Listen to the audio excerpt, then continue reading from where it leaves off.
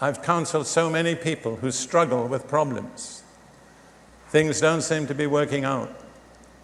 They say they believe, but they don't get the results of faith. One reason very often is they've not made a real personal commitment to Jesus. He's not a convenience. He's someone who demands our absolute loyalty. He demands that we put ourselves totally and unreservedly at his disposal. And when we do that, we get the benefits of it. And then a fourth thing that is common to all human beings, I believe, is the desire to succeed. I've never met a person who wanted to fail. I've met hundreds of people who have failed, but not because they wanted to. Everybody, I think, in a sense, has a yearning for success. And I want to give you, free of charge tonight, the key to success. And I can give it to you confidently because it's worked in my life.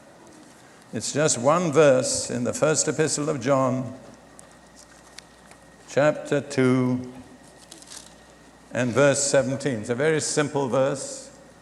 Most of the really important truths in the Bible are simple.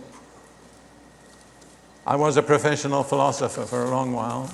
That was the way I got a job and made my living.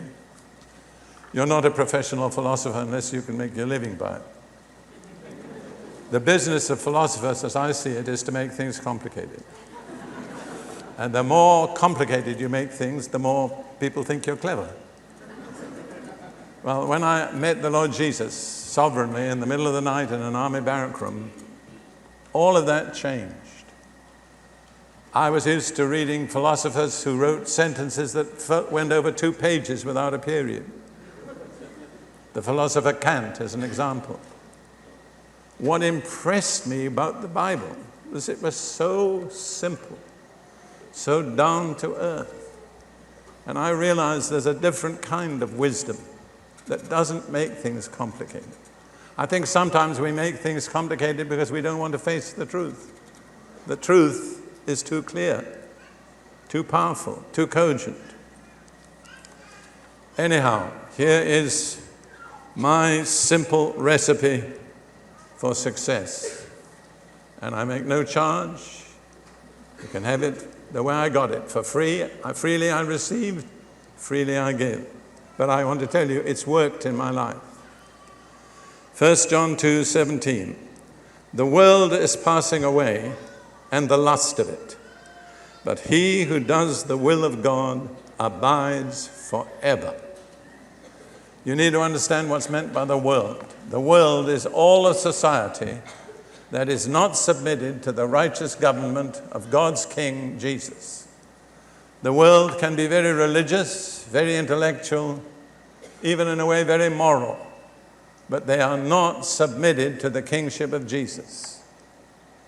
And they seem good, but you begin to speak to those people, those moral, religious people, about a personal, unreserved commitment to Jesus, and something rises up in them, the old rebel. And you discover that beneath all the morality, there's rebellion. So we have to learn what it is to live in a different way. That's the way the world lives. It's not all evil. It can be moral. It can be really quite good in its own way, but it is not submitted to the lordship of Jesus. And God has made Jesus king. And anybody that's not submitted to God's king is a rebel. He may be a very religious rebel, a very intellectual rebel, a very wealthy rebel, but he's still a rebel. And that whole system that rejects the government of Jesus is passing away. It's on the way out. The world is passing away, and every desire that's associated with the world. We've been staying in downtown, what's the city we're in? Cleveland. And I've been looking at all those big towers, what they call it, the terminal tower and the other towers. And you know what always comes to my mind when I see such buildings? It's a phrase in the prophet Isaiah. which speaks about the day that the towers fall. And I believe there's a day coming when the surface of the earth's crust is going to ripple, and every tall building in every part of the earth will fall. It's a symbol of God's rejection of man's arrogance and pride and self-dependence. Doesn't impress me any longer. I'm content to use the facilities, but I don't trust in it. There's a day coming when all of that is going to pass away. And the only thing that will remain is he who does the will of God. Because the will of God is unshakable, unchanging, eternal, undefeatable. And when you unite your will with the will of God, you become like the will of God. Unshakable, unchanging, undefeatable. That's the key to success. It's to find God's will for your life and commit yourself to it. I made that commitment in 1941 when I was a soldier in the British Army in World War II. I didn't make it in a religious setting.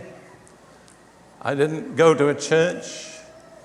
I was confronted by the person of Jesus. I didn't see him, but I knew he was there. And I felt that I was wrestling with some invisible person. I don't suppose most of you remember the story of Jacob, how he wrestled with a man all night. And he couldn't overcome this man, but in the end, he broke and he clung to him. And he said, "Unless you bless me, I will not let you go." And I found myself in direct relationship, not visible, but direct, with Jesus in the middle of the night in an army barrack. And as I clung to him, I began to say, "Unless you bless me, I will not let you go." And I became so determined that I kept saying, "I will not let you go. I will not let you go." And the power of God came upon me, struck me down to the floor, and I spent an hour or more in the middle of the night in an army barrack room under the power of God. There was nothing intellectual in my conversion. But the next day, I discovered to my surprise, I was a totally different person.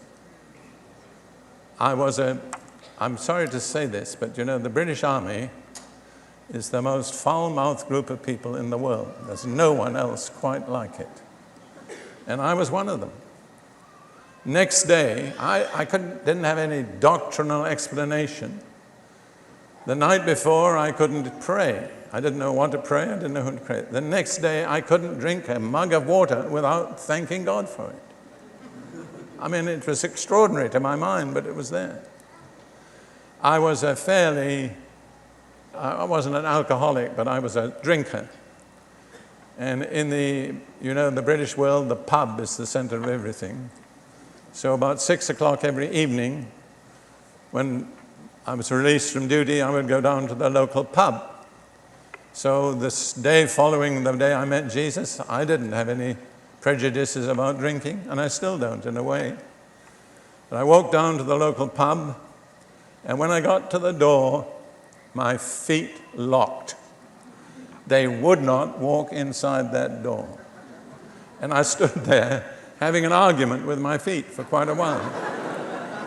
And then I realized something. I had no interest in going in through that door. The things that would have drawn me there the previous day didn't mean anything to me. I was a totally changed person, not through original doctrinal assent, but through a personal encounter with Jesus. And I tell people everywhere I go, you can join a church, you can say a prayer, you can go forward in a convention and sign a card and be the same. But when you meet Jesus, you will never be the same. That's very sure.